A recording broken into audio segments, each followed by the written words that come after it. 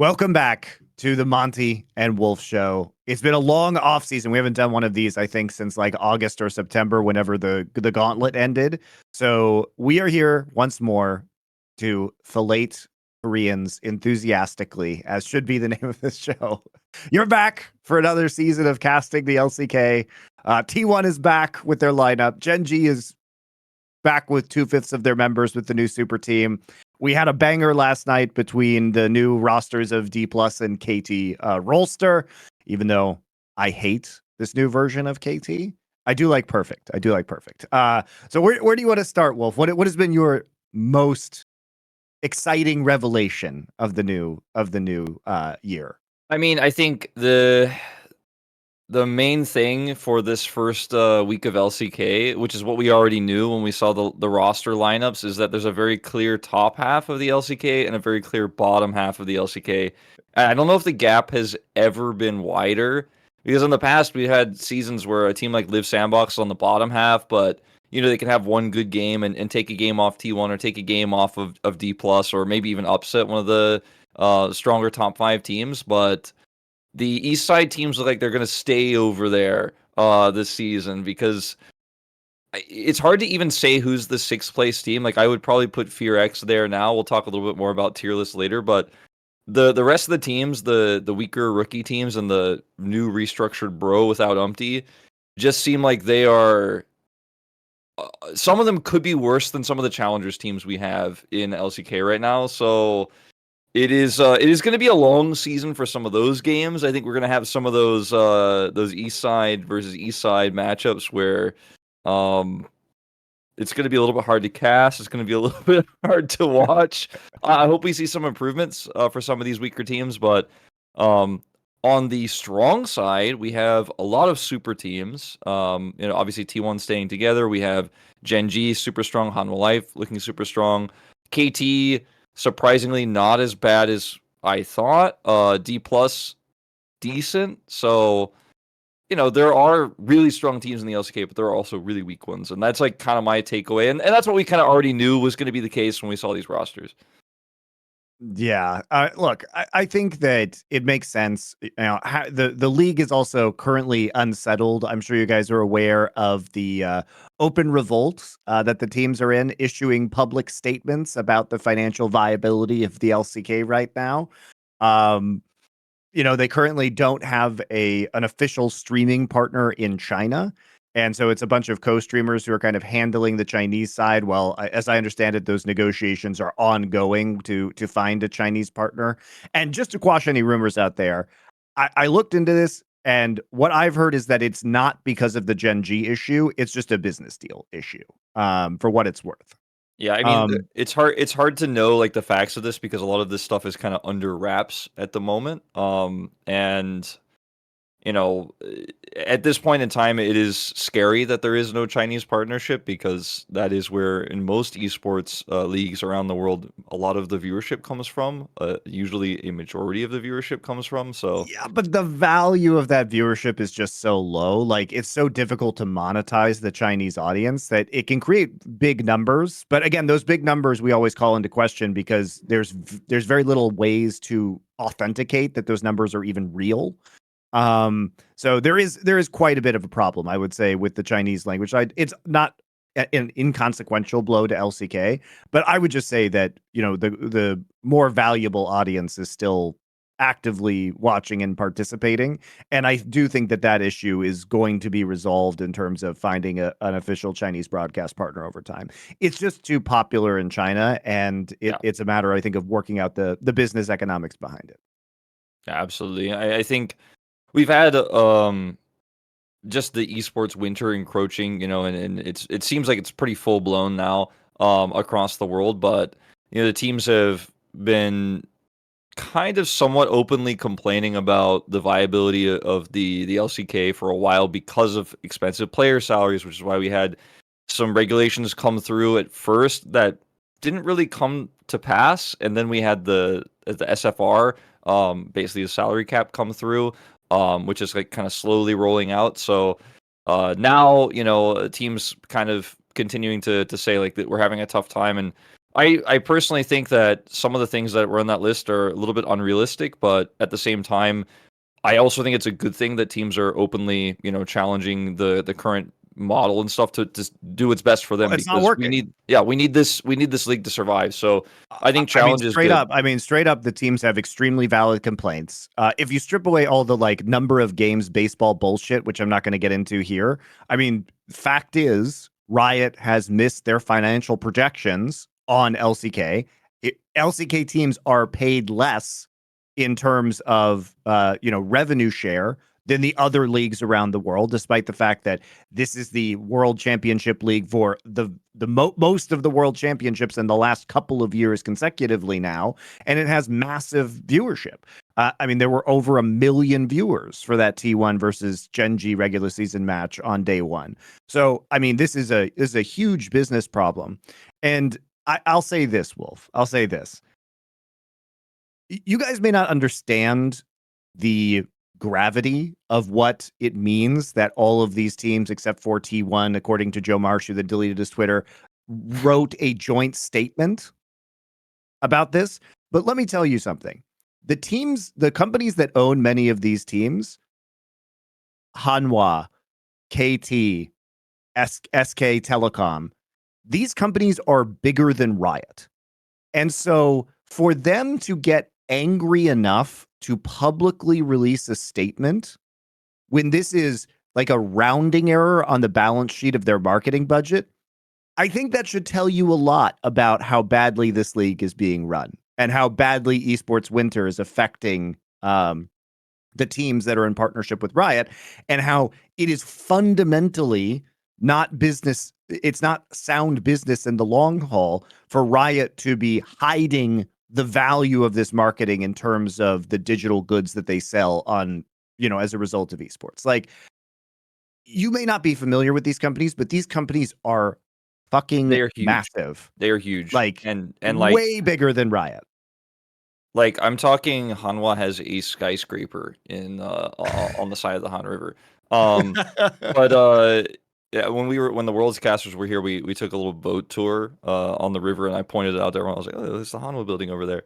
Um, but yeah, I think that there is no world in which this can't be fixed if it's approached properly, just because we have smart minds on some of these teams, and I think some of the leadership on some of these teams is really good. Some of it, I could stand to improve, let's say, but we also have, as you mentioned, insane viewership. So I'm hoping that eventually we can figure this out, and obviously the Chinese viewership will come back, and we'll sort something out. But I don't think it's doomsday. But like I said, I think it's my real and basic take with the limited information I have, which it's been hard for me to glean information about this because everyone's been very tight-lipped because it's a very stressful situation.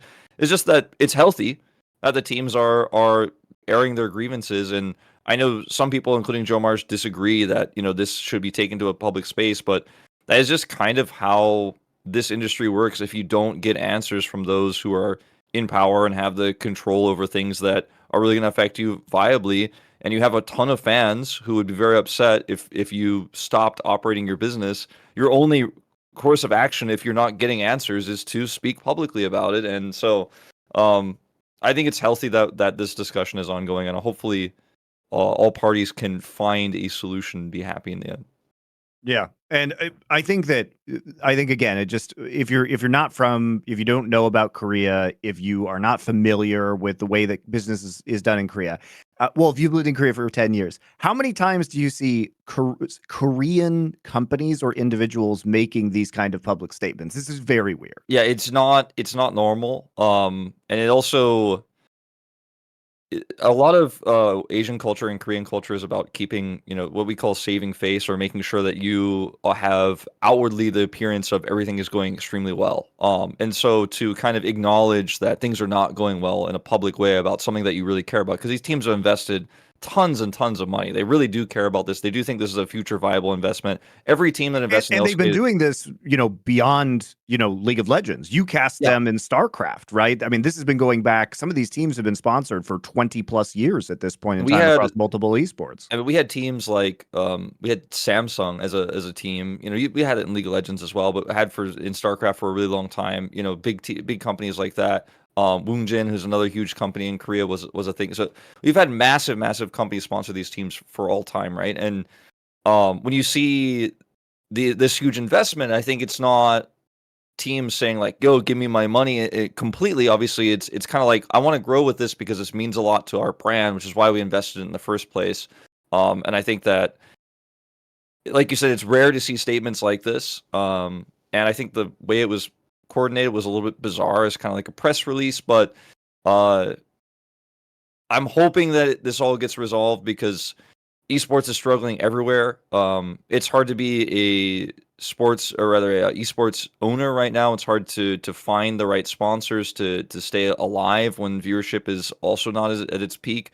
It's hard to be a caster right now. It's hard to be in esports. Jobs are getting cut, across the board in esports leagues. Your tertiary, like, fourth camera guy and some security staff and stuff like that might, be losing their jobs too. Behind the scenes, it's some guy at the LCS or at the LEC who's been working at for 5 years might actually just get cut because maybe we only need like 70% of the security staff that we had last year because it's tough times. And so some of your people that you don't know, that you can't see the behind the scenes people in esports right now, are really struggling.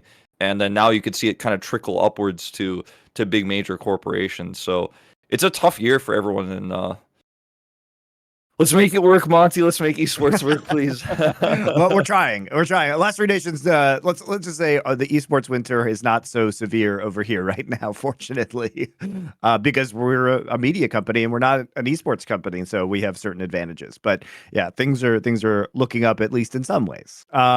Let's go into some of the matches though, because I think what we have to hit right off the bat is T1 running it back, world champions coming back with their entire roster. And their first match, we expect them to win. They're coming up against this Gen.G roster that has changed massively, right? Especially their identity as a team when it comes to coordination, teamwork, who's going to carry. Because all of a sudden you have the legendary jungler Canyon coming in. You have Kiin coming in. Kiin, famously a very versatile top laner, so he's going to do his job no matter what. But certainly I think an upgrade over Doran in many ways if we're looking at summer split performance. And it's really only Chovy and the former rookie Peyz in his second year now that remain, because Delight heads off as well to Hanwha alongside Peanut and Doran. And now we're coming back. Lehends returns after a year off over on KT. So like you have part of KT in that Kiin and Lehends are making that move over and then joining up with Canyon. And this is really the super team of 2024 because of what happened in LPL. We don't have like the JDG equivalent this year. Like, this is the team that should be drawing all the hype with the number of, powerful players, LCK champions, a world champion now in Canyon on this roster. And this is we thought they would be strong, but we didn't think they would beat T1 immediately. That was a bit of a surprise. And also, I mean, the way that it's you have the names of the players here that you just listed, and you hear the super team out loud, and you go, "Damn!" But then you think about it more deeply, and you go, "Okay, well, Chovy and Kiin are two players who very often are able to win lane consistently and get prio. Canyon didn't have that when Showmaker was struggling. He didn't have that when Kana was struggling. So when he wasn't on Renekton last year." Yeah. So now he has insane agency, no matter what he's playing, even if it is just like Maokai every game, to actually make a huge impact. And his rel was quite good as well. And when you look at what Canyon can, in theory, achieve with this roster, obviously it will take time to build that synergy with Chovy and Kiin. And obviously the bot lane as well. But what he can do with the solo laners that consistently wasn't there in Dplus makes you really excited. It makes you feel like, Canyon was in talks with Gen.G for a while, and perhaps he was like, look, I don't want to play on this team if Kana's going to be there. I need a stronger top laner. And maybe they were like, all right, what if we bring you Kiin over and we keep Chovy? Are you down for this roster? And Canyon was probably like, sorry, Showmaker, it's time to break up. Like, I think I can achieve great things with this roster. Gen.G is a back-to-back-to-back LCK.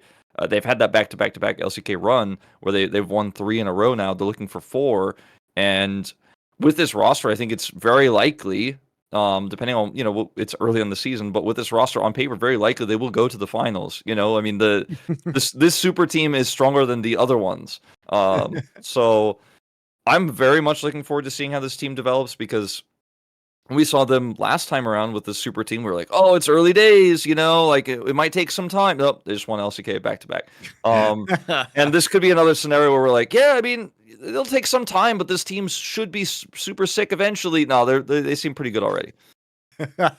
Yeah, they do. And, I think a lot of the questions that we had coming in were like, who is going to shot call on this roster? Because Peanut was overwhelmingly the voice of macro. He was the brain of Gen.G for the last 2 years. And it leaves a big void, right? Because Chovy is accustomed to having that. Peyz is accustomed to having that. And if we're going to be honest, like, the shot calling on Dplus with Canyon last year was pretty shit. Like, their mid and late game was fucking terrible. It's why they had to like bench Kellen and put Bible in, exactly. even though Bible was terrible in lane. Like, they knew this was a problem, and they did everything they possibly could to try and fix it, even like downgrading their laning, as a result. So with Deft, right, putting him with a weaker lane support, which then led to Bible just kind of like running it down in lane a lot of the time. So they were not able to solve this problem. So now I agree with you, Wolf. Part of this was that Showmaker was not good. And Not arguably is still not good. Yeah.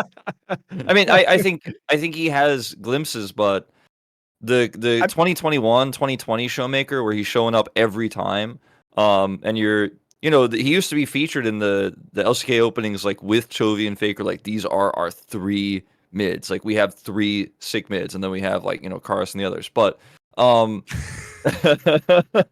sorry. But he's still in the still featured in the opening. There's like a little frame where he and Canyon like break up and split up in the opening, but he is not even in top 3 anymore. He's been surpassed by BDD. He was very forthright in interviews last year saying that he was burned out, right? And I think he did get better like later in the year. But it's not, I mean, he's still not the same consistent player that he was before. And I think part of the concern too was that effectively, Showmaker and Canyon have played with each other for their entire career. And Showmaker was a player who was, I'm not saying he wasn't a carry threat, but his style was enabling Canyon to play wacky ass carries. And Dplus's best performances last year are going to be like the Nico games that we remember, where Canyon just absolutely fucking popped off. And Chovy, on the other hand, is used to having more supportive junglers that enable Chovy to play very aggressively in lane and to split push, right? To open up opportunities for him to split push and for him to farm in side lanes. So there were a lot of questions about how these changes were going to manifest within Gen.G and who would be carrying. Because we know Kiin can carry. Kiin is also a perfectly safe weak side option. So that seemed, because Kiin is the most versatile top laner within the LCK, in that he can kind of just fucking do anything you need him to do. And he doesn't really play with any kind of ego. And his champ pool is massive too. His champ pool is enormous, right? When we got to see that this week with like, now it's Darius and Olaf into Udyr. I mean, he had that insanely hilarious pop-off game. But like, if you need this guy to play a tank, he's going to play a tank. If you need to play Quinn, he's going to play Quinn. Like, there's a bunch of stuff he can do. So I was less worried about Kiin. Where you get worried about Kiin is whether he's going to like choke in a high pressure situation, because that's his MO. Yeah, he hasn't really been in too many high stakes playoffs until last year. I mean, he was on the team that lost to Cloud9 at Worlds, right? Like, he has not covered himself in glory at international or even playoff showings. Like, he was not as good in summer playoffs as he was during the regular season. So I think for me, Lehends picks up the slack in terms of the shot calling quite significantly, where Peanut drops out. I think Lehends is going to do a good job in that role. He's a very vocal player. And, oftentimes when you saw Lehends on player comms, it was him just like being like, nice, a little nice coming through and stuff like that. But like, I think he actually does do a lot of like micro shot calling, not to the same level as like Barrel would, for example. But even in the comms we saw this week, like he was like yelling at Peyz, like, "What the hell are you doing? Do not push up like that. We don't have vision." He like kind of scolding Peyz and stuff like that. He's very much a positive player. Like I think Lehends will be angry at you while not being mean, kind of. I think he's got that type of personality. And I think that he is going to be the one who kind of leads this roster, and he has a lot of experience with Chovy, obviously. So, I think that that's the way it's going to roll with shot calling. We might see issues with this later on, especially against some of the bigger and stronger teams, like when they play against T1 in round 2, when it's actually like real and everybody has their meta settled in, and we actually know the strength of these teams. Everyone's gotten used to each other. That might be a challenge for them. Will they be able to compete with like T1's map movements? Will they be able to compete with T1 shot calling? Tough to say, but I do think I'm less worried about shot calling because they had Lehends. If they just had another like budget laner like Life like they had before, or something like that, then in the bottom lane, then I'd be like, ooh, this could be a big problem. But they have a big personality and a very vocal player in Lehends, so I think he should be able to shore a lot of that up. Yeah, I messaged Arnold, the CEO of Gen.G, about the shot calling stuff because I was just curious how it was going. And what he said was that it is not just like the peanut dominated comms that it used to be, and so a lot of the mid and late game shot calling is now being done by Lehends, as you point out, Wolf and Chovy. But he says like Chovy has much more of a macro voice in this team than he did previously, which is going to be interesting. And we've seen this team style change pretty drastically. Like this is not the team that would just like kind of choke you out on the map. This is a more aggressive version of Gen.G. There's less side laning than there was previously. And I think you made a very good point about lane agency with Canyon, because Canyon is kind of running the early game right now. And let's be honest, like that's been going great. I mean, you look at game 3 between T1 and Gen.G, and they are just slaughtering them for the first 20 minutes. And if that Baron steal doesn't happen, which was kind of just a ridiculous freak accident, I mean, that game would have been over super fast, right? If they had Blasco the Bel'Veth into the pit, which was a really dumb error to make. And, I'm not going to say that Gen.G's late game macro is as crisp as it was, but holy shit, does their early game look very good right now. Yeah, I feel like I understand why Riot does this and why LCK does this, where they put T1 versus Gen.G on the opening day, because it's just like they get to be like, and viewership numbers were broken again today where we did this. And I get that because they gotta get sponsors, they gotta bring the attention to the league. But from a like competitive viewpoint, I hate that we do this on the first week because it robs us of half of the really insane T1 Gen.G games we could have had, where the teams are actually refined and the meta is better understood. And they haven't just come off extended breaks, like T1 did. Yeah, and so Zeus and Owner aren't just like fucking around playing AD Kennen and Bel'Veth, and we actually get to see a real game. Because yeah, you could do that against the East Side teams, like I said, that are significantly lower tier than what we're talking about and what we're going to be talking about mostly on the show this season. But if you do it against Canyon, Kiin, and Chovy, it may have some struggles, as we saw. And even with the game kind of getting extended there, like the Kennen didn't do anything, and Bel'Veth is just not great at the moment. So wasn't super happy with how that series went, and like that's why we're not really breaking it down in too much detail in this episode, because it kind of feels like it wasn't real. It was more fun to watch the other games that T1 played and the other games that Gen.G played throughout the week, in my opinion. Yeah, I certainly agree with that. Yeah, it's hard to get a good read because we knew that with how quickly the patch came to professional play and how late it was released on the live realm, like the live server. It was going to be difficult to see a refined meta, and that's why it's going to be disappointing that we are not going to see the T1 Gen.G matchup. I mean, when is it? Because they don't actually go in the same order in the second round robin. Yeah, either. I can check right now. It's going to be week 7. Wow, it's going to be March 9th. So yeah, it's fun that we got it on opening day, but we didn't get probably the best match. It was an entertaining match, but we didn't get the most high quality match on the new patch that we might have liked. And now we have to wait 2 months for us to see the next one. Yeah, it is a ways away, but You know, at least the two teams looked good against bad teams as well. Like T1 crushed Kwangdong, Gen.G crushed Nongshim. Although Nongshim had like some really interesting early game stuff where they looked better than anyone could have ever expected. Then they just completely fell off because they didn't know how to handle their lead. But they looked good there. I guess just before we close on T1 and Gen.G, I think it's really quite cool that T1 stayed together. And before Worlds, I mean, rumors that were spreading around that I heard from multiple sources were really just this team is 100% breaking up. Zeus might not stay in Korea. Karyo doesn't want to stay with this team anymore. Like everyone was saying this. Everyone was kind of like, this could be the last time they play together, kind of thing. And we go into Worlds like, oh, if they don't win, like this is it. And then they won, and somehow, some way, they got the funding to keep this roster together. And perhaps the roster, like something changed with them. They're like, okay, we finally conquered this. We can do this again. And they stayed together. And I know this is like almost a little cringe, but they got the hashtag like brotherhood as their hashtag this year, which I think is kind of cool because they stayed together.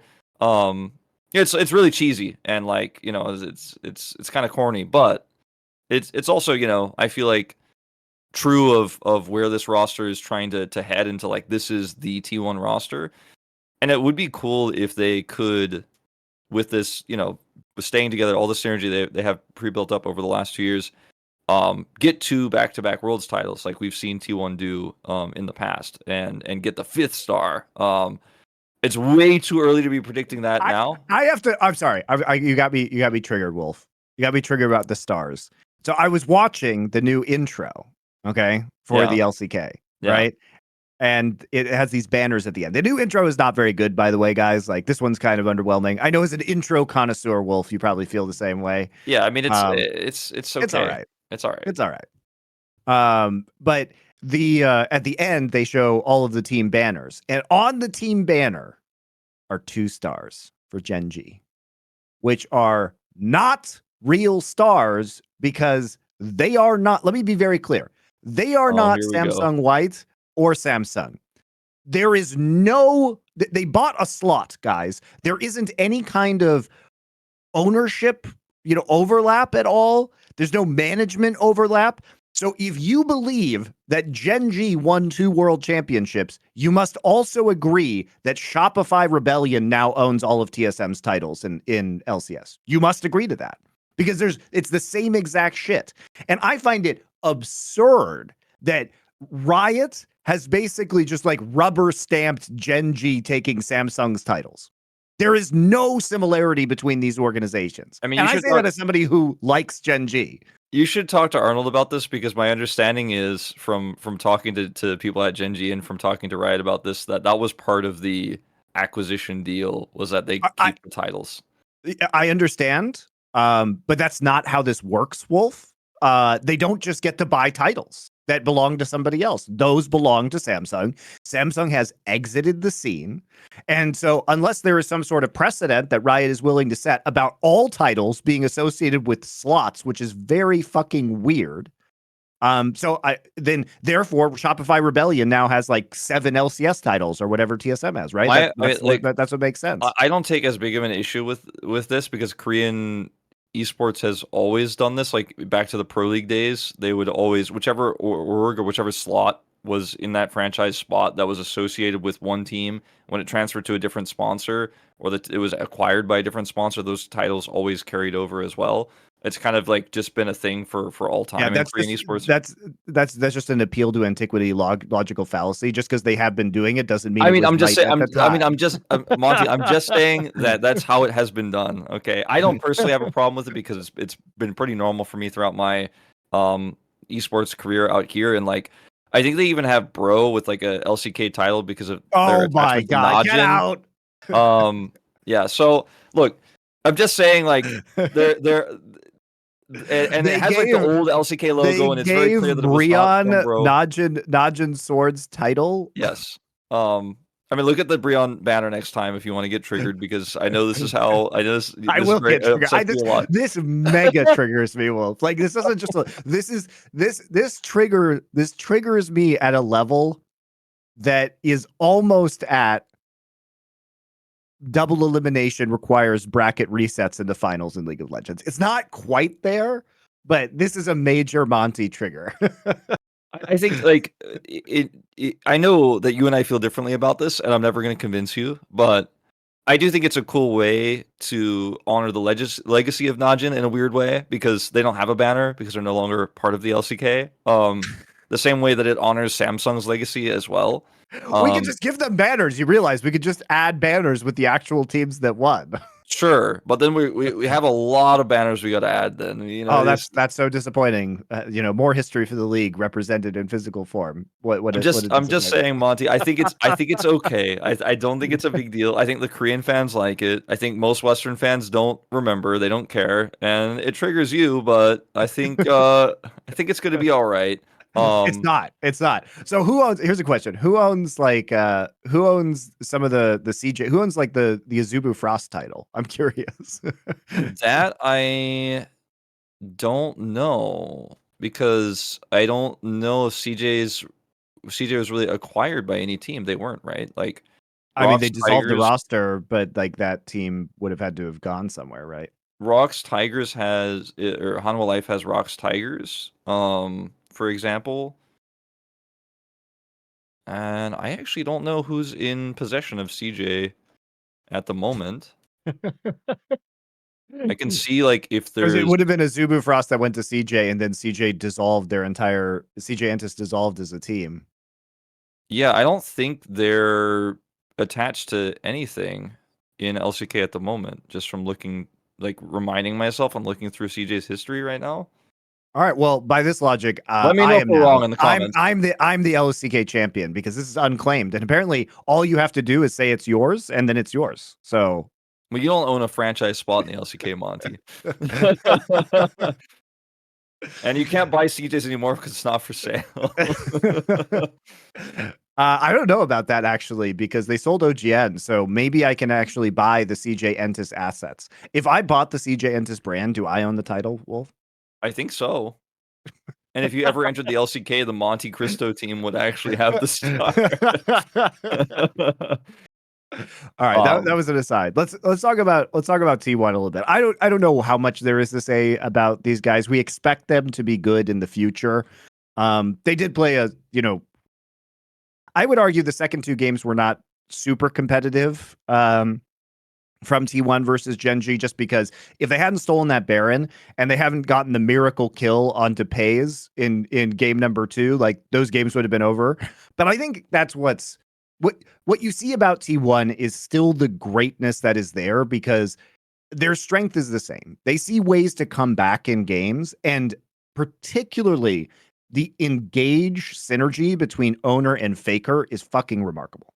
Like they have no fear. They see plays other teams don't, and then they can execute on making those plays to come back into games that they don't have really any business being in. We saw this at Worlds too, obviously. Yeah. Like the Faker Azir play, like they just win that game that they should have lost. Yeah.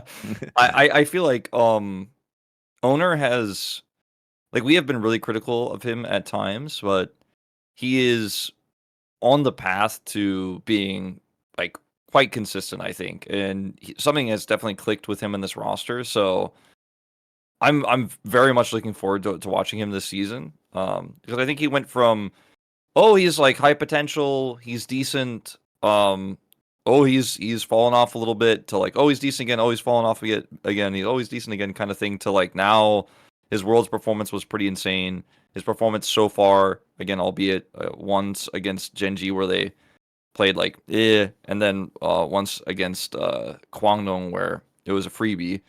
So that's the caveat is there, but he has looked very good, all things considered, in week 1. So I have high hopes for him. I have high hopes for this roster. They stayed together. Maybe they'll get that 5th star. That reminds Monte that Gen.G has 2 stars for some reason. That's my closing thought. I mean, I want this iteration of Gen.G to win Worlds. Like I'm totally down for that. I'm sorry, guys. I got to do it. We have to talk about Faker's champion pool again. Oh no. I know people don't like this, because he only played a few champions at Worlds, and especially at an international level. And people will say, well, he was the best man at Worlds, and he did have very good performances. But guess what? New season. And what am I seeing again? Azir Azir, every game. Oriana, Corky. Nico. Oh, here's the Corky. I mean, that's a Faker classic, right? He's played a ton of Corky games over the course of his career. But is he just like a control mage player now? Is that his entire identity? People say, "Oh yeah, he played the Akali at Worlds." Yeah, he did at the very, very end. But I would say there are concerns still about his versatility in the mid lane. And these champions, there's no problem with him playing them. It's one of those things that we just can't know about him because the picks are perfectly fine. The picks are strong right now, and he should pick strong champions in the meta. That's absolutely true. But there's a question that goes, can he play these other things? Because we are seeing versatility from a lot of other mid lane players in the LCK right now, and dominant performances on a larger variety of champions. Like, Yeah, I mean, we're seeing dominant performances Yone. on the Akali, on the Yone, on the Tristana, right? Yeah, Talia, Yep. Nico, etc. I mean, Faker has played Nico quite well in the past. We saw Silas from Showmaker as well, which I think is always going to be relevant because Hijack is so strong and his follow-up on Engage is so strong. But I agree that the champion pool has looked pretty suspect so far, but I also think it's too early to judge harshly. Like, I think if we see this trend continue over the next week and then maybe next 2 weeks, and Faker is still, asking for first pick his ears, then I will be a little bit concerned. But he has picked champions that are busted right now, and Agreed. so I'm not worried about it yet. I was very worried about it, obviously, in summer, when he returned after his injury, and he was like, I can play Azir, I can play that Nico sometimes. That's it. And then KT like suddenly figured this out, what we had been talking about. If they only watched Monte Wolf, they would have figured it out way earlier. But yeah, I think still too soon to say for me on Faker's champion pool. I think we know he has a wide champion pool. That's why people get super annoyed when we talk about this, because he's played like more champions than anybody. I mean, years But not ago, that's recently. true. But not recently. Yeah. We've also seen some of his kind of champions that he was performing on earlier this year. And people also don't really understand the criticism. Like, I actually think in spring of 2023 was Faker's best split in a long time as an individual player. And that's where, and we said as much at the time, and that's where he was playing, Gragas, and it felt like he was a bit more versatile. And sure, the meta is the meta. He is picking strong champs to the meta. These champions are often banned or first picked. So it's not like he's playing comfort picks that don't make sense with what is potent right now. Right. But it's just something that I'm keeping my eye on.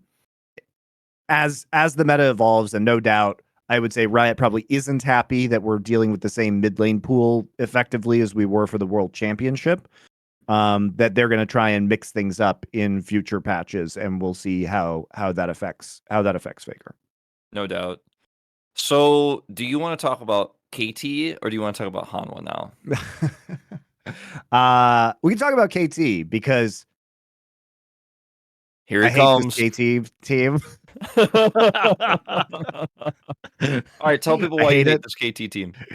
Because they have Pyosik and Beryl. And they don't have Cuz anymore, and they don't have Kiin. Although I was excited to see Perfect, and I think Perfect has really delivered in his first couple of performances. Especially his bounce back from that Udyr game against Dplus, where he got completely railroaded by Dplus. I mean, that's just the map was split, like each side of the map got fed. But he bounced back on the Gnar and looked super good. He was incredibly dominant in the opening performance against FearX. And even though I don't like Pyosik, I will hand it to Pyosik. He is playing very well right now. Yeah, it's insane that Pyosik actually showed up, because clearly somebody on this roster, it's Deft, really wanted him to join. and and we were all kind of like, well, KT is on a budget, right? Deft's friends with him. Maybe they can make sure BDD stays here. Deft comes in, and then Beryl comes in at, decent price. And then you have this roster that comes together where it's like, okay, got Pyosik, and we call it Perfect. and it works out, and KT can be an okay team and skirt by at the bottom of playoffs. I was kind of feeling like when I first saw this roster, I was like, okay, maybe 6th place team. Just at the very bottom. Go back to like a few years ago, KT, where they're just on the edge of playoffs or maybe about to crack playoffs. But that's kind of what I expected from this roster, because Deft, he had some great individual performances last year, but his champion pool suffered a little bit. The way that Dplus played around him made it very difficult for him to actually excel. And then I looked at this roster, I'm like, oh, they didn't even have Canyon on this one. It's Pyosik. He's coming back from LCS. There's no way. But I've been pretty amazed at the strategy that we're seeing from KT so far. Like, Pyosik is playing super well. He's clearly got a good mind for things. Maybe Barrel is kind of like got him on a leash and he's telling him what to do. But his flank, his wraparound in that Dplus series was fantastic. But his early game has been really good. And then Barrel has been empowered by drafting. Like, when he played Hui support, he knew exactly how he wanted to play it. The team played around grabbing the Void Grubs top side and then having that additional push, having the Udyr Prio top side. So against FearX, they just constantly had map control. It was super oppressive. And seems like Dplus, last year wasn't as willing to think outside the box as sometimes they did, but I'm thinking to older Damwon really when I think about that, when Canyon's playing Karthus and stuff like that. But KT came in with really awesome plans to their first 2 series. Barrel is playing well, which I think means that he's having a good time. He's enjoying playing with Deft. He's hyper focused on this roster. He thinks there's a lot of potential in it. He's playing with 2 of his former World Championship teammates. And everything I thought I would hate about this team, I thought also there would be like some shot calling problems and there would be a lot of issues with Perfect coming in and they would look super disjointed. Everything I was worried about so far hasn't come true. Now, they played against a Dplus who, we'll talk a little bit about it eventually as well, is way underperforming my expectations. And they played against FearX, which is one of those weaker East Side teams that, is just not on the same tier as any of our strong top 5 teams. But I'm pleasantly surprised so far with KT, and I think that this is like the floor for what their potential is, with Perfect being so new and with this team having to rebuild its synergy. BDD is a known quantity. I'm not going to say I'm excited. I'm definitely not going to say that, but I'm not mad. Like, I thought I was going to be continually mad, like you are, as you were leading into saying you hate this roster. I did too. But it's just that the ceiling of this team feels lower than the ceiling of the KT team that we had last year. Right? Because even though you get Deft, you still have BDD. I mean, the pieces that you lose, because Cuz was incredibly consistent at Worlds over the summer split. He was great. Lehends was the MVP, and Kiin was in top lane, and they were, as a reminder, guys, first team All-Pro, all of them, because voting in Korea for players doesn't make sense. Now, should they have been that? No. They were first regular season. You can say that. That's a fact. That was true. Should Lehends have won MVP? No. That should have gone to BDD or Kiin. But regardless, they were very strong. And I just don't see that this iteration of KT can maintain or even hit that kind of peak. Like, it seems really unlikely. If you told me, hey, this version of KT, last year's version of KT, if you ask me, is there a way for them to be number 1 in the regular season? I'd say yes, but it's unlikely. The answer here is no. There is no way for them to be number 1 in the regular season. I think the best case scenario is number 3. Like, best case scenario. Likely, 3, 4, or 5. Depends on what happens with Hanwha. Depends on what happens with Dplus. But this roster is budget enough to where, if we're really thinking like very, very far ahead, if they can actually build something special here and Def doesn't retire, maybe they could do something next year with this roster if that growth is there. But at the moment, like, no, I don't think KT is going to win an LCK title. No, I don't think they're going to win first place regular season. I think that is unfortunately just not realistic, because you're mechanically, as you said, the ceiling is there for these players for now. I also have just seen enough Pyosik over the years to know that he's streaky as fuck, and so him being good now is no guarantee that he's going to be good in 2 months. Exactly. I mean, look, this roster, like the DRX roster, we also talked shit about, before they won Worlds. We're like, yeah, we're not even going to talk about them in Worlds qualifiers. It's not going to happen. And it happened, right? But like, I'm still not going to predict based on that one weird circumstance that this team is just going to have some that goofy is one of miracle run.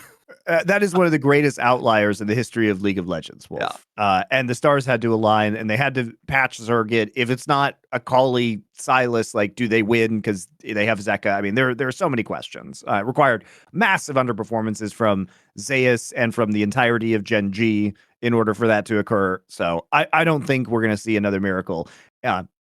Perhaps the miracle is inside Beryl and Pioshik and Deft the entire time, but I somehow don't think so. Especially with a rookie top laner. And as good as Perfect has looked, and I think for me that's the most exciting thing is watching Perfect play, because I think between him and Lucid, he's had the better debut across 2 series so far. Not to say Lucid's been bad, but Perfect has really had some dominant moments, and that's been exciting to watch. Yeah, I mean, the question I kind of poised on the broadcast is he going to be a Zeus or is he going to be a Birdall? And like he looks like he might be a Zeus. Like it's still early days, but Birdall is one of the other most hyped top laners we had come into the league. And then he was bad, unfortunately. And then we had Clear, who also didn't really live up to some of the hype around him. That guy is trash, by the way. Yeah, I don't know how much we're gonna get deep into the East Side teams today because it's not happy to talk about them. But yeah, he was one of the problems for FearX. But let's talk about Hanwha. I think very briefly here, because Hanwha and KT to me are kind of at the same tier of, like, it could be 3rd place, it could be 5th place. It depends on their performance, because one of the things about Hanwha is you look at this team and it's also a super team like Gen.G. You got Doran, Peanut, Zeka, Viper, Delight. So everyone in this team has titles. Now there is no rookie. There is no let's see how they perform, or they had a rough season over here, but like maybe they're gonna bounce back. All these players have experience. They have played at the highest stages. They have won big titles. They have achieved greatness. Right, all 5 of them. And yes, Peanut sometimes he is inconsistent. Yeah, Doran, we know, like, there have been periods, or there have been some tilt series where he's fallen off. We know Zeka is very champion pool dependent. We know Viper can't get. Oh wait, do we actually trust this team? Is this a super team? Because for me, I look at it, I go, oh wow, look at 5 amazing players, and then I go, well, Viper and Delight will get it done. The other 3 we just don't know, and that's 60% of the team that you can't trust on every single match day. And that makes me feel like maybe Hanwha on their best day could be the best team in LCK on one individual day. They could beat T1 in the best of 3. They could beat T1 on the day in a best of 5. But will they actually be top 3 at the end of the season? I'm not trusting that right now. I'm just not ready to trust Hanwha. And Hanwha has done this before, where they buy like 60% of an amazing team, and they're like, hey, we put it in there and it's going to be fine. And it hasn't been fine. And I'm worried that this is going to be a team that ends up in 4th, 5th. I don't think it'll be 6th, but 4th or 5th, despite buying all these players, just because this team doesn't have any pre-built synergy. I mean, somewhat. Well, they do. They have Doran, Peanut, and Delight. But the thing is that the way they played on Gen.G is not the way that they're going to be able to play here, because they can't. That style is predicated on having Chovy, right? Yeah. And Doran just weak siding every game, practically. Right. And I don't think that, like, I think Viper is the more refined AD carry between him and Peyz, but Peyz was kind of a sensational rookie right from his debut. And as great as Viper is, I think that the difference between Viper and Peyz is less than the difference between Chovy and Zeka. And the way that Peanut found a shot call by empowering Chovy and funneling gold into him is just not the way it's going to work here. And maybe it works that way with Viper. Maybe it does.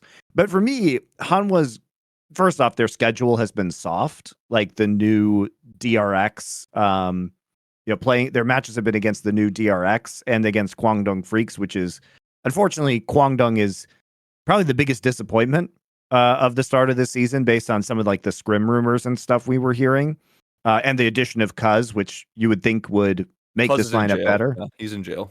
Cuz is in jail. Him and Dudu in prison. So I think for Hanwha, it's just that we haven't seen them play against good opponents, and even when they've been against kind of bad opponents, they're just kind of boring. I guess to put out there, Yeah, it doesn't feel like they've like figured out a style that they want to play yet. I think they don't know what to do because, like you said, the Gen.G players played with a very different mid laner, so it's very difficult to just go, let's plug and play, as it's just not going to work with Zeka. And Viper, the thing about Viper is so incredibly good, but he's always dealing with like this swirling team around him where, all this chaos is happening, the inconsistencies are happening, right? We saw this last season or last year with Clid, right? And then Grizzly came in, and the truth is, like, even if Viper is the greatest AD carry in the LCK, which he might be, and even if it's the greatest AD carry in the world, which he might be, the AD carry role alone just can't get it done. If your team is falling apart, if you don't have a front line, if the enemy team has some fed carry who's going to get on top of you and kill you, or an engaged champion is going to prevent you from playing the game, like, it doesn't matter if you're God's gift to AD carry, because you're an AD carry. And so that's my concern. Like, I feel like Viper, if the team is playing well, he will slam dunk every time. Like, I can trust that. That's the part of this roster I can trust. I would agree. I think you would agree that Delight is also probably the other person who is, if he's given the agency to do so, he is going to have great engages. He is going to set this team up for greatness every time. Like, these are the parts that I trust. Doran, Peanut, and Zeka, those are the three parts that I will trust about 6 out of 10 times. But the other 4 times is what's going to cost you a bunch of games. Is why you're probably going to end up in like 3rd or 4th place, or rather 4th or 5th place, is what I'm worried about. 3rd is, like, I think the best you can hope for here, because you've got to contend with Gen.G, you've got to contend with T1. But will they beat out KT? I'm not confident in that. Will they beat out Dplus? A little bit more confident in that, but like not 100% confident in that, if you know what I mean. So this could be like our 5th place team. It could be our 3rd place team. Depends on how much the top half of this roster shows up, in my opinion. And you know what else pisses me off about Hanwha Wolf? Why can't I just watch some Zeka Akali games?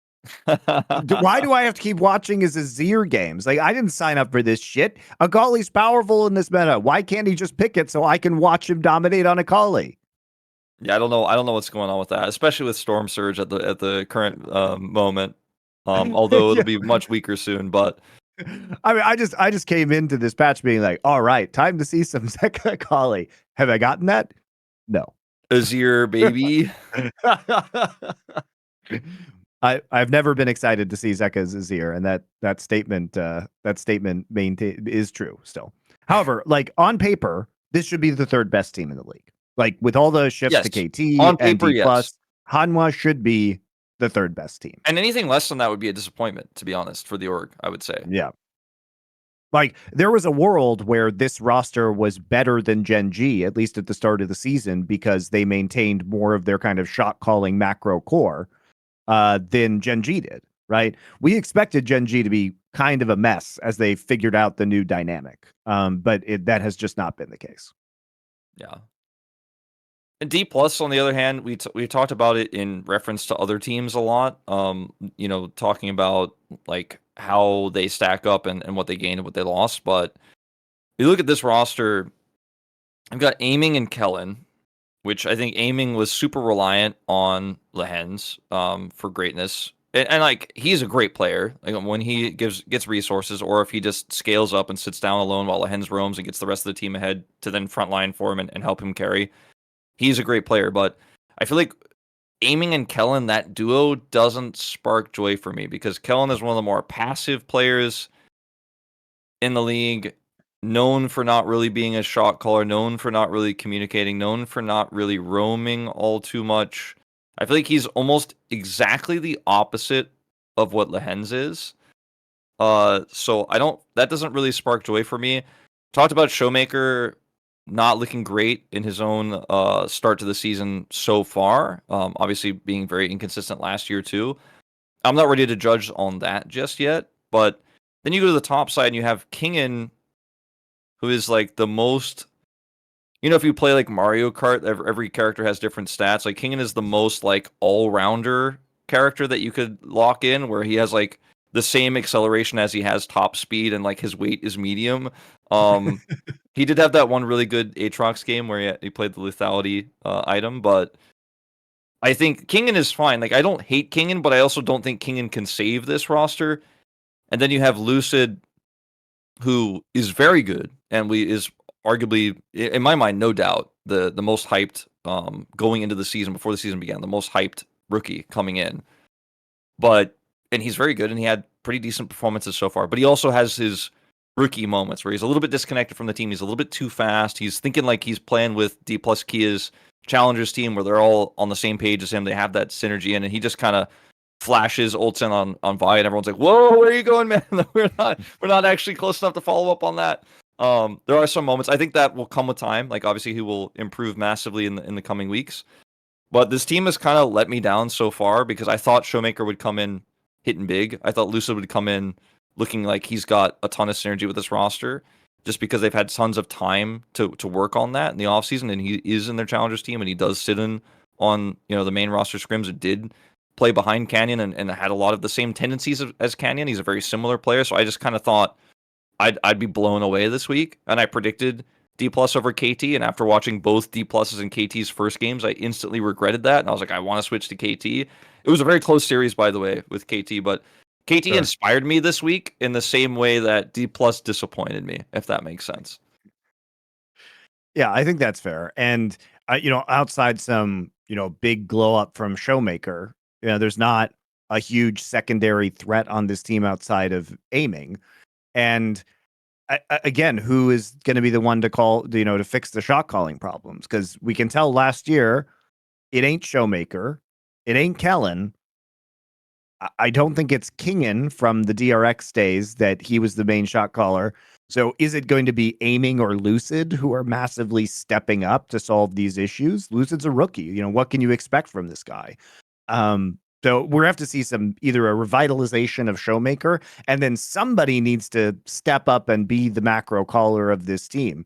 And I just don't know who's going to fill that role. So at the end of the day, it seems like the Dplus cap is pretty low, like 5th place, 4th place, 5th place. That's what I'm worried about. And I think, weirdly enough, Aiming might be the most likely candidate to grow into the shot caller, but I always really hate when AD carries their shot callers, because it limits your ability to actually see what's threatening you when you're thinking about other people and where they should be. I'm not saying it's impossible, and we have seen Deft, for example, try to do the same thing on this very roster last year. Didn't work out. So it can be done, but it comes at a heavy price. So I hope he is not the one.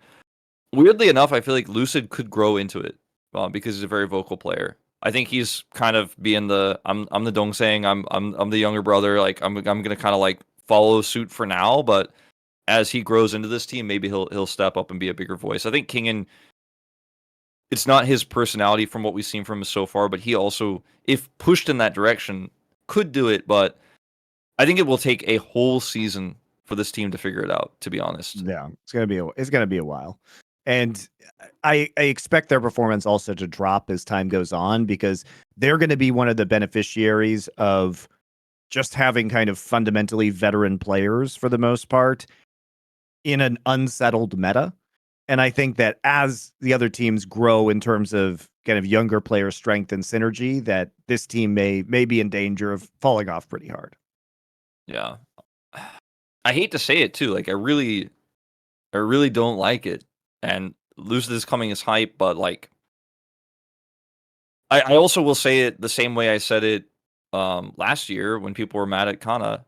Thanatos doesn't auto patch save this team. He doesn't. So like, everyone's like, what if they just got Thanatos? Like, they would be the best. Because everyone always says that, and it really frustrates me. Thanatos is pretty good, but there's a reason why Lucid got called up and he didn't, because Lucid is significantly more high impact on that Challengers team than Thanatos was. And I think it's okay to like put some pressure on Kiin and try Thanatos out a few games, but I don't think that even if he becomes the main top laner and they send Kiin down or bench Kiin for a while, that will inherently save this team. It will create new problems, because Thanatos is also a rookie, and he also doesn't have the same sort of skill set that you need to understand how to push your advantages deeper than crushing and snowballing every team like Dplus did in Challengers, which is why, by the way, Dplus in Challengers ran into issues in playoffs where they consistently hit better teams in best of fives and weren't actually always able to cross the finish line despite having dominant regular seasons and best of threes, because they weren't able to kind of figure out, well, what happens when we're struggling? What happens if the other team has a better draft? What happens if we don't actually get massively ahead early? These are things that I think Lucid is still kind of breaking through right now, and Thanatos, if he joins this roster, will have to deal with as well. Whereas Kiin has been on some very bottom of the pack teams. Like, he knows how to come back. He has a lot of knowledge. He has a ton of experience that Thanatos unfortunately won't just bring to this roster. So I just caution people before you go, let's just bring Thanatos in. It'll solve everything. It won't. And it wouldn't have last year either. So he's very good, and I'd love to see Thanatos. Like, Thanatos is great in the slot that like Perfect is in, where you're like, okay, we don't have enough money to get an experienced top laner. Let's like put him in here and let him grow with the team. Like, that's where he belongs. This team needs somebody who has experience in the top lane right now, in my mind. Yeah. Let's touch on quickly each of our lower tier teams. Let's say the teams we think will be in the bottom 5, as you point out, the strong kind of division in quality. So yeah, let's start with FearX, because FearX, with their terrible name, this is Live Sandbox. By the way, Wolf, why can't they just call themselves Fox? So, okay. All right. So the reason why FearX's name is FearX is because in Korea, it's quite common to it's like if you have something that's incorrect and then you have something that is correct, it is very common to say, like, if you write out a sentence that's like grammatically incorrect and then put like an X next to it, and then to then like have the correct sentence with a circle next to it. This is like Asian culture for, especially Japan and Korea, for like X is no, circle is yes, which is why like in Korea and in Japan, like the circle button is accept on the PlayStation controller and the X button is no, whereas in the US, like X is yes, circle is back. They were cool kids who never panic. And then they just decided we're fear, no. And then that is where the name comes from. FearX. Then why do they have Fox as their tag, and why are they called like the Busan Fearless Foxes? So from what I heard, I don't know if this is true. This is just rumors. I haven't talked to anyone in the org about this just yet, but I'm hoping I will in the coming weeks, and we'll have a little bit more answers on this. What I heard was FRX, which is what they were probably going to use, is too close to DRX. And then FEX looks really bad.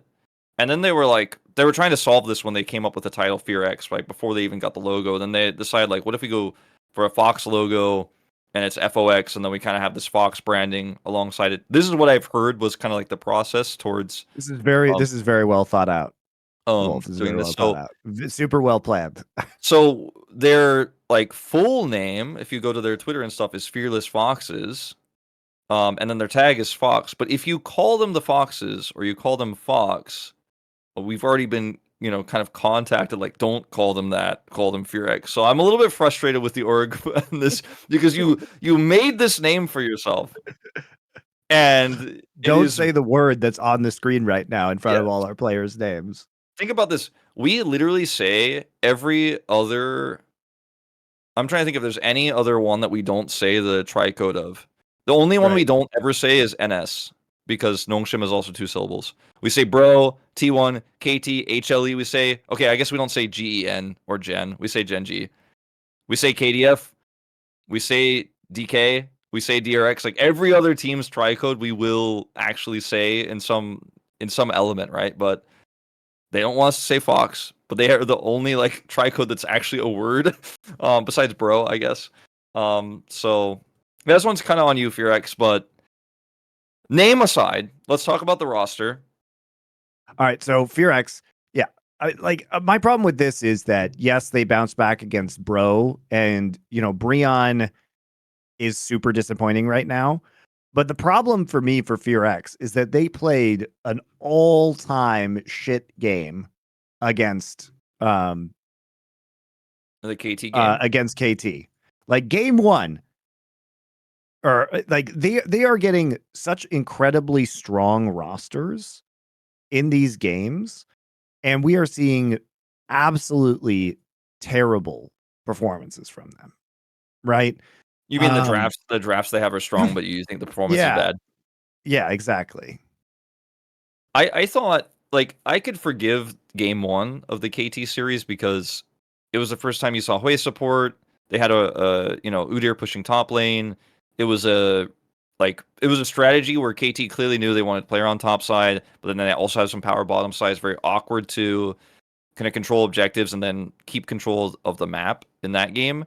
And then they played very safely and then eventually ran out of time. Like they were kind of like, okay, well, we can't do anything right now or we'll just get burned down and we'll get blown up in these fights because we have no prio. And then they eventually tried to take Baron, right? That game actually in some ways like made me feel like, okay, FearX has at least a mind for these are the things that KT can do to us. This is what we need to try to like handle and eventually solve.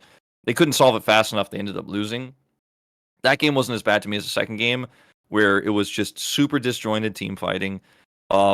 I think a lot of people love Junghoon, aka Execute, because he does funny, flashy, like he flashed and he did the He's very handshake thing. aggressive. He's Yeah. aggressive. Like people like that. He's fun to watch. He is fun to watch. You know what I said, Wolf? I was like, I'm so sad Croco isn't on this roster anymore because I want the Croco Execute support jungle duo just to be the ultimate like crazy fiesta team. I would watch the shit out of that. I mean, I think everybody would, but I also think that Willer is way better than Croco, and I'm glad that True, they have the but better that's not jungler what in I lane.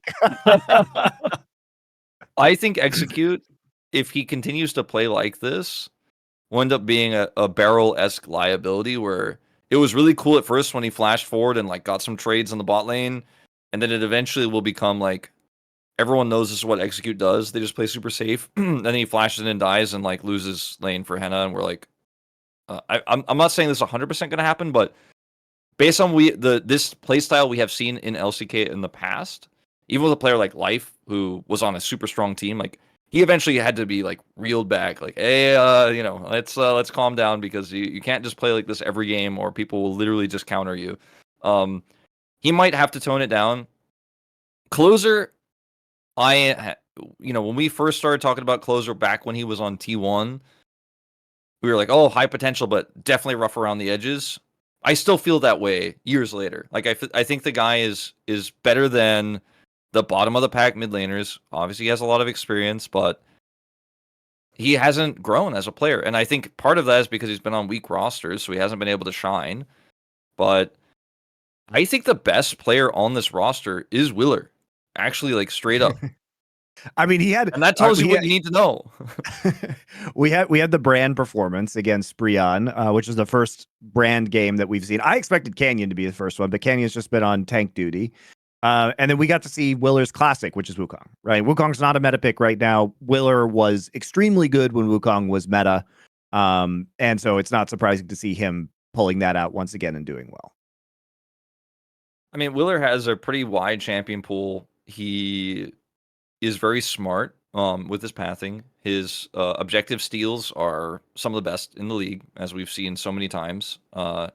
And he knows how to be at the right place at the right time and kind of counter gank and stave off ganks very well. And I think he's going to be playing firefighter for this roster a lot of the time when things aren't going well, because Clear is underperforming in lane and also in team fights. Closer is going to have a lot of really tough opposition in mid lane that he has to face when he plays against any of our strong West Side teams. And then you have Henna and Execute, who will either just apparently sink or swim based on whether Execute gets the flash stun, engaged, kills somebody, or like just dies trying. So I think Willer is super high pressure, but he is the type of player who's insanely positive, like personality wise, and he's the type of player who's really kind of a positive reinforcement type. So he has to be the one to hold this roster together, I think. And I just don't know if that's going to be anything better than 6th place for this team. And if we had a more competitive LCK, I would not be like playoffs would not even be in my mind for this roster and what its potential is. But the teams we're about to talk about after them are so unfortunately not strong, let's say, that I'm thinking this team will probably get the 6th place final playoff spot because the rest of them I'm still holding out hope for Kwangdong to take that spot. But yeah, it's been rough. Like Kwangdong with I mean, we can go to them because like I thought this team would be at least massively improved. This is the CV Max doing his magic on the rookie. We got rid of Young-Jae, right? That seems pretty positive. Bulldog showed glimmers last year. Judu was actively good. And now we have Cuz, right? The veteran jungle presence. However, Taeyun and Andil are just such an insane lead weight dragging them down the standings. And Taeyun has just been bad his entire career so far. And I have no idea how there isn't another 80 carry that they can't replace this guy with. Yeah, they could have tried to grab Teddy, although Teddy has already played with this org, and maybe he doesn't want to work with them, or maybe they don't want to work with him. I don't know, but they missed the chance on that one. And there are some 80 carries they could have tried to gamble on in challengers. Kwangdong Freaks' challengers 80 carry is called Bull. And in my opinion, he was That would not be confusing with Bulldog at all. no, but he is also, in my opinion, at least for a majority of challengers, the 80 carry that disappointed me the most. Like I thought he was at times clearly the worst 80 carry in challengers. So you have a bad 80 carry on your main roster, you have a bad 80 carry on your challengers roster. Like the problem becomes difficult to solve. So you have to then look around and see whether you could find another 80 carry in challengers. And a lot of the great 80 carries in challengers are underage, unfortunately, unable to play in the LCK. So, like Smash for T1, I believe still actually, I'm gonna check on that, but I think he's actually still, I think 16. He's 17 now, actually. So, he could have been somebody to take a look at. But they stayed with Taeyun, and Taeyun has some synergy with this roster. I guess if you really want to play devil's advocate as to why you'd keep him, but that Ezreal performance we saw from him, is just enough for me to say, if you can't not die like 6 times on Ezreal, then it's not going to be a good time. In this meta especially. Like it is a really hard meta for 80 carries. There's a lot of burst damage, there's a lot of lethality. I am also very disappointed with Bulldog. And again, you mentioned this at the beginning of the show. Arguably the most disappointing team, considering that they practiced and scrimmed during Worlds. They stayed together. Yep. They scrimmed with T1. This is the rumor, like, thanks for Kwangdong. They're why we won. That sounds like a PR statement now, based on what we've seen so far. And I hate to say it, because I was looking at this team going, all right, everybody calm down. Like, nope, nobody trusts the scrim bucks. But if it's real, that could be cool, because we thought this team could develop into something great. But Bulldog has been massively disappointing. Massively, massively disappointing. Dudu hasn't looked as good as he did when we were first saying, like, maybe this guy's actually a top 3 top laner despite his team. He doesn't look like he's at that level right now either. And then, the bottom lane is such a problem because he can't hold this team together. He's only a jungler, there's only so much he can do.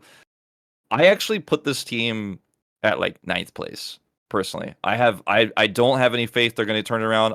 I had faith for a year that maybe something would happen. And then, like, people were like, no, they've been scrimming. Like, there's a chance. And I was like, all right, they get 1 week for me to be like, is it real? Were the scrim bucks real even slightly? The answer is no. I'm putting this team, like, in my power rankings, they're only better than Bro. I am done waiting for the potential. And I want Cuz out of jail. Get my boy out of there.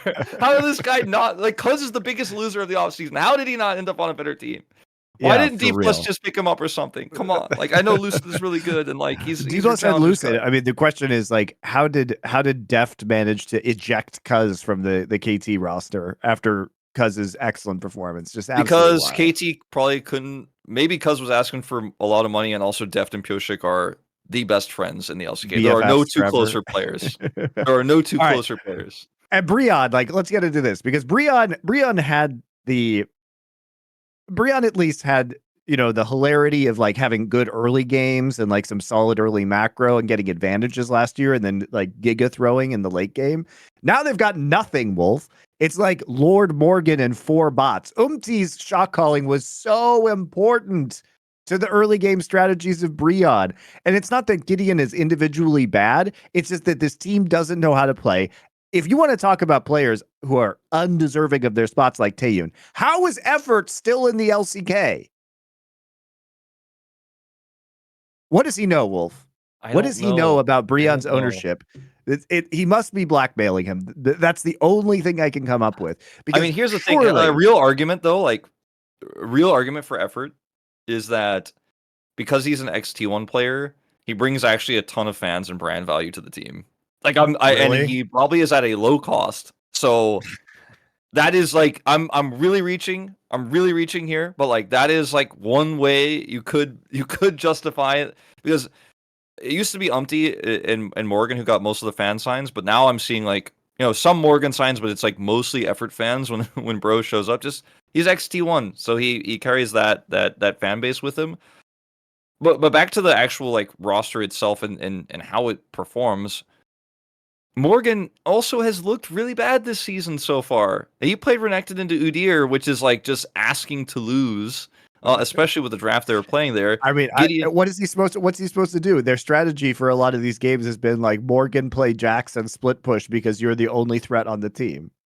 and I don't know how they can solve this. The drafts have looked weak, and Karis, to me, is one of those players everybody hyped up like Birdall with like no real reason to overhype, or like Clear, where everyone's like, he's really good, but I watched him that one time and he played the cool champion and he was really good. And I'm not saying Clear is unredeemable, and Clear is still early in his career, right? Bulldog, again, not unredeemable. He's still early in his career. Karis, he's been around for a while. He's been around for a really long time, and he hasn't gotten out of his shell. He's playing Azir every game again, and he can't save this roster. Envy, really good at Lucian, really strong pushing player, but he's playing with effort, so he's not gonna, like when he was with Kyle. That's something different. That's a good support player right there. He's playing with effort, I so his talents won't be realized, unfortunately. Like I think Envy is not as bad as people think he is. Well, he's playing with effort, and he's playing with this roster. This team is 10th place for me. No stop. No chance they're not 10th place. I will relish the day they win their first series, because right now I can't even see that happening against any team. I'm sad about it. My bros, my Giga Chats. Yeah, it was fun because they threw, and that like they were at least competitive, and it was part of the entertainment was seeing how they threw every time, Wolf. But now there's not even that. Now they're just sad. Now they're just sad. Well, you know what team is getting leads in throwing is Nongshim Redforce. All right, okay, low key, like Sylvie's focus on the bot lane actually did get them some pretty good advantages when they played against Gen.G. Like they were good at reading the early game and kind of punishing what was going on. Unfortunately, the Darius on the opposite side of the map, like Kiin, was so fed that it didn't end up mattering. But I've liked some of it. I think Call Me has been surprisingly good. Yeah, he's pretty good. I have some faith in him. I think Jiwoo is really good. Peter is fine. Like he hasn't grown that much as a player. Like the baseline for Peter is okay. Fiesta is gone, which is a big upgrade, right? Like Call Me hasn't had, every game hasn't been amazing, but I think at his peaks he's really done quite well, and I think he is a very high potential player. In Dundun, I mean, Dundun is Dundun. Like he's gonna weak side and get dove a lot, or like try to be aggressive and fail. But Sylvie has improved and changed so much as a player in our first few matches for Nongshim that I used to just jokingly call him a known Wukong one trick, because he played Wukong every game and like usually didn't play it very well. But now, he's playing a obviously slightly more diverse set of champions, and his early aggression has really worked out for Jiwoo. And Jiwoo is a really good player. Call Me is really good. And I think Nongshim, they keep getting leads because they're making early proactive plays. They just don't know how to, like, pump the brakes for a minute, because you can get some advantages, and then yeah, This is the new bro. that's what I'm saying. So like sometimes you get an advantage, you get a few kills, you have a lane advantage, then you use it for some additional pressure on objectives. But Nongshim's like, we're 4-man for the rest of the game. We're gonna lose waves in mid, we're gonna lose waves in bot, because we're gonna 4-man top, and we're just gonna constantly go kills, kill them, just keep forcing fights, and then they're losing out on the macro a lot of the time. So that's something that can be coached. I don't have a ton of faith in the coaching staff for Nongshim, but maybe they can meld this like raw aggression into a team that could be playoffs ready. Like some people are saying they think Nongshim could be playoffs, like 6th place instead of FearX. I'm not ready to make that call yet, but I think it is going to be one of those two teams because it is not going to be Kwangdong. It is not going to be Bro. I can guarantee you it is not going to be either of those teams. In my mind right now, I mean, I am happy to be wrong. I hope somebody, in when we're like going into week 6, week 7, and Kwangdong is like 5th place somehow, I want everyone to talk mad shit like Wolf was so wrong. But for me right now, solid 9th. Bro, solid 10th. Nongshim and FearX, that's where it gets a little bit more interesting for me. And DRX, you have any final words to say about DRX here? DRX. Like Teddy's on this team. Sponge has looked okay at times. Like you would think with some of the veterans on this roster, like Rascal and Teddy, that this would be a little bit more solid than some of the teams underneath them. I think DRX is going to be 8th place, probably. Okay, I think that's fair because they have too many pieces that are just solid enough. Like the mechanical floor, and like even the like worst performance from Rascal is going to be better than what you're going to see from Dundon and like what you're going to see from not Morgan necessarily, but what you're going to see from Bro as a team overall. Satab, I think, is way better than what he showed in week 1. I think he actually is a really good player. I'd put him on like the likes of like Call Me. Like I think he's strong, very decent champion pool, has a lot of real potential if he can continue to grow. And then you have Teddy, who has been doing okay, and Pleta, who in my mind has arguably been the best performing player on this roster. His support play on Nami was insane. His bubbles were crazy.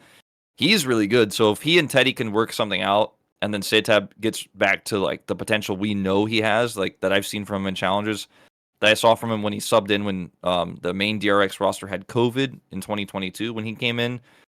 And if Rascal can be the solo kill machine he has been in the past, like this roster could do good things. I don't think they will, but I think they will do good things enough to be like 8th place.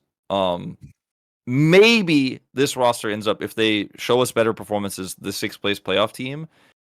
But I'm not ready to trust that until they prove it, and we're going to need more weeks of play before I can consider that. Satab is also a very young player. He's only 19. Even though he has been playing on the DRX, as part of the DRX farm system basically since 2021 or 2020, right? Yeah, 2021. So I think. he's got a lot of room for growth, especially now that he's hitting the professional scene, because he's not like a rookie player who I'm not going to count him as a rookie for playing one sub game, or not as a rookie for playing one sub game in a COVID match. But I think, this is his rookie season. He's still relatively young. He's not a 23-year-old rookie player coming in. So I think there's still a lot of potential for growth with this guy. Yeah, I think DRX is a roster that a lot of people just look at it and they go, Teddy and Rascal are washed and it's rookies. There's no chance. But I do think that given the right coaching and given the right growth, this team could be relevant. Again, I say could, and I'm not going to try to like pretend hype like, no, this team is good. It's Teddy's back, baby. No, it's it will take time. And I don't think that this team is going to be a real threat this season. But maybe, as time goes on, we'll be wrong about them, or they'll grow to the level that we're like hoping is a perfect world ideal scenario that we're not ready to trust in right now. And I will say Sponge also overperformed rather my expectations. I thought he was going to be big liability just based on his challengers performances, where he's kind of similar to Execute and similar to Croco. We were talking about earlier. He just kind of likes to go in, likes to do crazy stuff, and in the LCK, which is a much more measured league than challengers, it's a little bit tougher to pull that off. But he was actually very measured. He actually played, an LCK jungle style. So yeah, his Maokai game I thought was particularly good. Yeah, so that's good to see. Yeah, and keep in mind that Sponge, Satab, and Pleta are all rookies. They've all been part of the DRX development system for 1 or more years. Pleta's been there, I just looked, since 2019 as part of like DRX Academy into Challengers and now into LCK. But all of them are 19 or 20 years old, and this is all their rookie seasons. So it can only really, I feel like, go up from here. So even though they haven't been great, there's at least been some flashes. So maybe the ceiling on this team is potentially higher than we might predict. I mean, if you compare this roster to Bro directly, You know, this is just as like a final thought. You know, Rascal and Morgan, both very experienced top laners, right? But they both have kind of peaked. Rascal peaked a while ago. Morgan is on a weaker roster, but his ceiling seems to be fairly low at the moment. And then you have like Gideon, who actually is also experienced, who feels like hasn't ever really reached high heights, versus Sponge, who like this is his starting point, right? Then you have Karis again, who is a hyped mid laner, never achieved anything really, versus Satab, who's on the start. So like when you kind of go down the line, you're like, okay, well, if I compare DRX to Bro in terms of which team has a better chance of maybe making that playoff run, I trust long term it's always going to be DRX who ends up on top, whereas Bro is just like kind of like, is effort going to suddenly be good? Like, does anyone believe that? Like, No. we can wish for it, but unfortunately, I just don't see it. All right, guys. We've touched on all the teams now and the kind of where we think they're going to rank up when it comes to our very early predictions. We've got some interesting games coming up in the next week for us to discuss on our next show. So most notably, I think we have T1 versus KT and T1 versus HLE. Now, we expect T1 to win both of these matches, but they're going to be a very good measuring, stick, for KT and especially for HLE that hasn't had a tough game and plays FearX next. So I feel like we haven't learned really about HLE yet. Yeah, I think that those are the two big ones, KT T1, HLE T1. Gen.G Dplus, pretty interesting. I'd say like Honestly, I think Nongshim's going to have an interesting week because they play Dplus and Kwangdong Freaks as well. And that's going to be, I think, a good test of really how good Nongshim is. I agree, because you'll get to see like, you know, the advantages Nongshim got against Gen.G. Obviously, they couldn't cross the finish line there, as they got keened really hard. But you know, against a team like Dplus, maybe there's something there. Maybe they actually get larger advantages and can push that into the map. And I think I would definitely predict Nongshim over Kwangdong at the moment. I'm already down to do that. But maybe this is the time where Kwangdong bounce back, have a little bit more confidence. They have a tough start to the week with KT. Also, DRX versus FearX on Friday should be pretty interesting to see if DRX can bounce back, if Foxes can kind of hold strong on being a team that at least seems to be on paper a little bit more stable thus far. It is hard to say. That's a really tough match to predict. But I definitely would say I think Gen.G 2-0's the week. Like, they play against Bro and they play against Dplus. I think Gen.G shouldn't have any problems against Dplus. It is the like Saturday showdown match of the week kind of match, but I think that with what we've seen from these two teams so far, this is not going to be the hype 3-game Gen.G versus Dplus that we've seen in years past. I hope I'm wrong, but I think that one's a stomp. I would say watch T1 this week and definitely look into the Nongshim series, like Monty said. All right. Well, thanks for watching new season of the Monte and Wolf Show. I will see you guys with Wolf next week for episode 2 here in 2024. Till then.